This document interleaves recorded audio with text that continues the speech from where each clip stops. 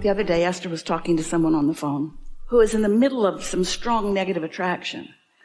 And Esther was saying, it's okay. Sometimes it's just like that. Don't beat up on yourself.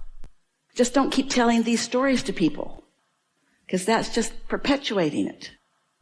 And then it went on a little while longer, and Esther sort of found herself being repetitive. And she said, it must just feel terrible to have somebody talking to you when you feel so engulfed in something so big, and somebody else is trying to make it light and fluffy and like it doesn't really matter. But I really am just trying to make it light and fluffy like it doesn't really matter. But I know you can't hear it. When you're in a position where you can't hear it, don't be mad at yourself because you can't hear it. Say things to yourself like, law of attraction is the real deal. And I've got some momentum going here. And I worked hard for this momentum. And I'm not making this stuff up. And I don't want that. In other words, we're not asking you to not face reality. We're asking you to choose a reality that you prefer. And you cannot choose a reality that you prefer while you're defending the reality that you've got that you don't like. You've got to do something different. And talking to other people, when you're in a jam and you talk to other people, Esther remembers not too long after Jerry made his transition, and Esther went to Australia with a very small crew to do a seminar for Hay House. And Esther thought, ooh, wouldn't it be fun if we did a helicopter ride? Because Esther had done it before. So she spent some time online looking for the best helicopter and the longest ride that went the most places. And it cost the most money, way the most money. But Esther knew what she wanted, and so she booked it. So they got over there, and they got in the helicopter, and off they went, and they had headphones on so that they could hear each other, and they could hear what the pilot was saying, and they could hear what was being said from outside to the pilot. And it was just way, way, way, way fun. And Esther knew this was to be a 90-minute ride. And it was so going to be worth it, because that 90 minutes would take them to that place that Esther really wanted them to see. And then she had the feeling that the helicopter was turning around in the sky, a great big... And Esther said, are we going back? No answer. Why have we turned around? No answer. Are we at the halfway point? No answer. And Esther thought, I know you can hear me. Because I can hear you, and everybody else, I can hear you. So he took them back and landed 20 minutes shy of what Esther's expectations were. Now, everybody that had been with her had the time of their life. They loved what they saw. They loved how fun it was. It was the nicest helicopter Esther had ever been in. It was the most wonderful experience for all of them. Not for Esther. Not for Esther. And here's the part that we really wanted you to hear. Esther was mad at her friends that didn't defend her. Why are you being so bright and shiny when we have been robbed of 20 minutes of pleasure? Don't you understand that something has gone terribly wrong here? Esther just couldn't let it go. Just kept dropping little things. Not one of them picked it up. Not one of them. It's like they've been listening to Abraham. And like Esther hadn't been. And so we know you feel the way you feel about things. In other words, Esther's justification was, well, I'm more invested. And it was my thousands of dollars that were spent. And it was me that spent the afternoon choosing this. Her expectation was stronger for what she wanted. So her disappointment was stronger when it didn't happen. But that's the thing that you have to figure out how to let go of. If you are justifying your disappointments, even when you're right, Esther was so right. That was so wrong. And that guy, that rat bastard guy, he did not offer one word of explanation because he knew he didn't have any legitimate explanation. There wasn't a hurricane coming. He had a full tank of whatever it is. He just saw all he wanted to see, and he wanted to go home. At least that's what Esther decided it was. You get what we're talking about here? So here's the thing. You can't be the stage manager or the law of attraction manager. But what you can do is you can stand in your power, and you can put easy existing matches into your bag of marbles. This is the bottom line of what you're all reaching for. You can, by understanding and focusing, you can clarify your bag of marbles, harmonize it with the power that is really you. You cannot get it wrong, and you never get it done. And the reason you can't get it wrong is because you never get it done.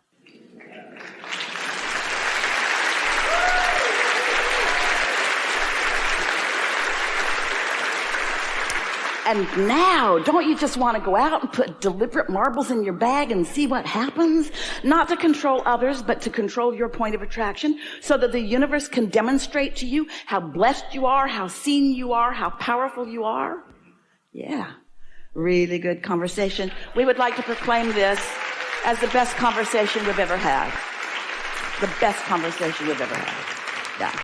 We really want you to hear this. It will make you more likely to give yourself a break. What your point of attraction is in any moment in time just is. It is.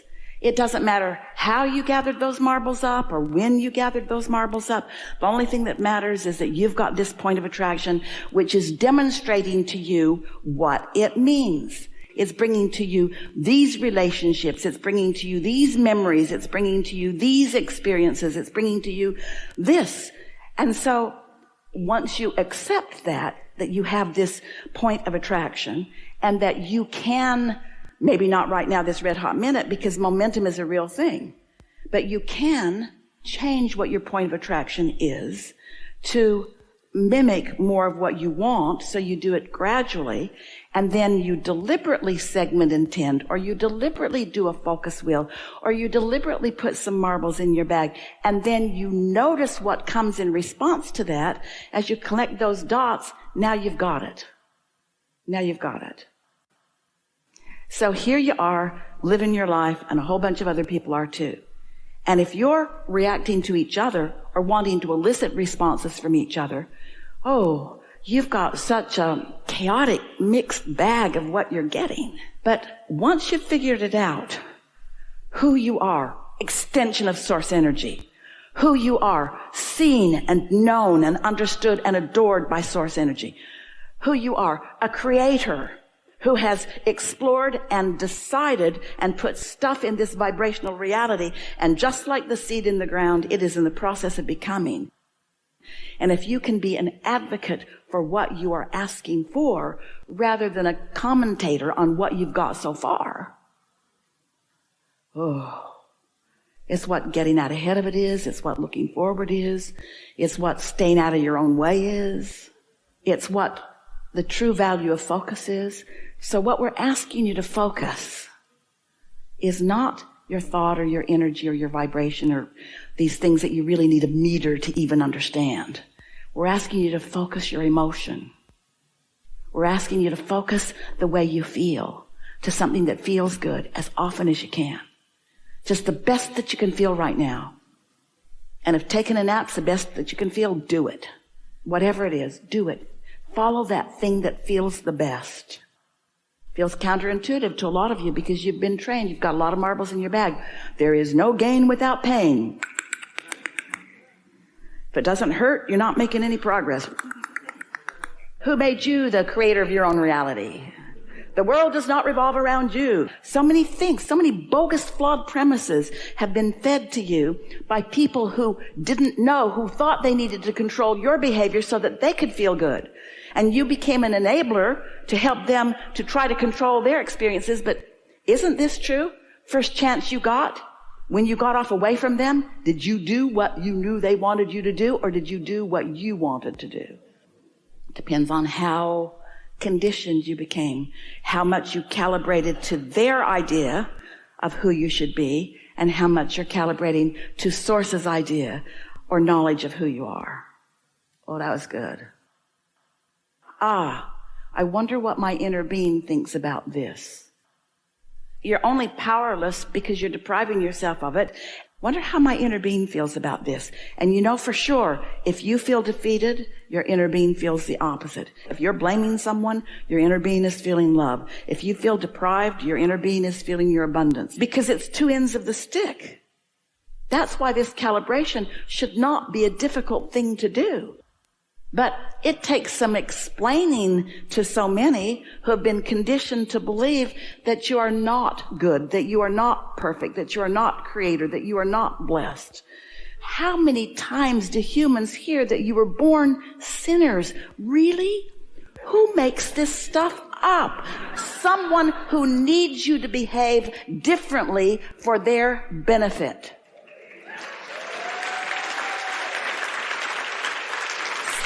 Self-interest is a real thing.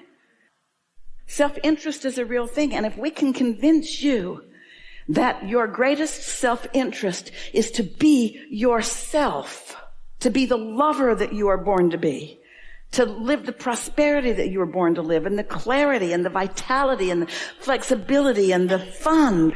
And once you start calibrating to that, it doesn't take very much of you deliberately focusing and affecting your point of attraction and then seeing the results of it before you can come to the conclusion that you are blessed. And here's why we are so sure of this. Most people offer most of their output, their focus, vibration, energy, whatever you want to call that. They offer most of it as a result of what they are observing.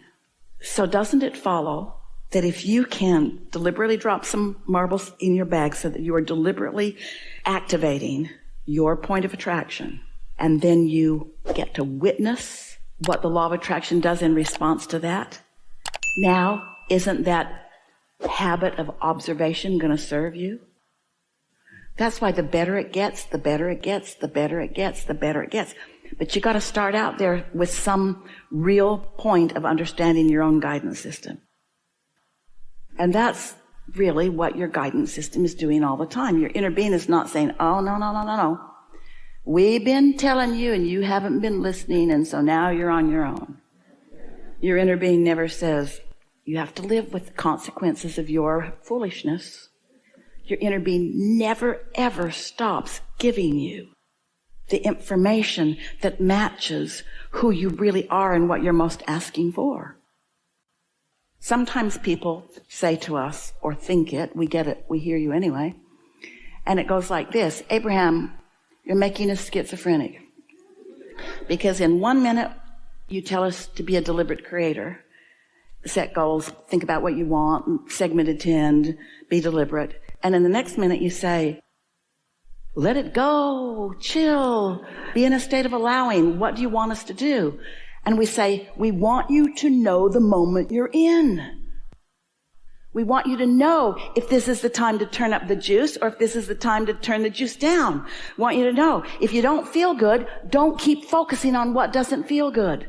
If you do feel good, do keep focusing on what does feel good.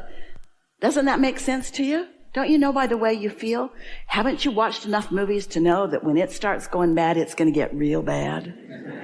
You've been rooting for the bad guy because you liked him best anyway. He seemed free and he was cute and he had the best lines, and so you were really rooting for him. And then he got himself in a box canyon, and you know it's not going to end well. He's going to either have to drive off the cliff, Thelma and Louise, or the Sundance Kid. If you've seen all of those, you're really rooting, you want them to get away, but you know their point of attraction is such, there's no way out of this. It doesn't get worse and worse and worse and worse and worse and then stunningly, shockingly better. It goes the way it's trending. Everything goes the way it's trending. You just want to get the trend going better earlier if you can, and it doesn't matter how badly it seems to be trending. If you take a beat, take a breath, take a nap, take a swim, spend a little bit of time in meditation, change the subject, distract yourself, you can change the way something trends much more easily than you realize. And then, once you can feel that it is feeling better, then focus. You are a creator, and you are the creator of your own reality. And you've come with others to bounce off one another, but to come to your own conclusions of what you want. And it is our powerful desire that you begin the living happily ever after right here, right now. Deprivation will never take you to anything that you want. There is no virtue in sacrifice. There is no virtue in putting yourself in a position of awkward behavior. You are powerful creators. And we are so happy to know you.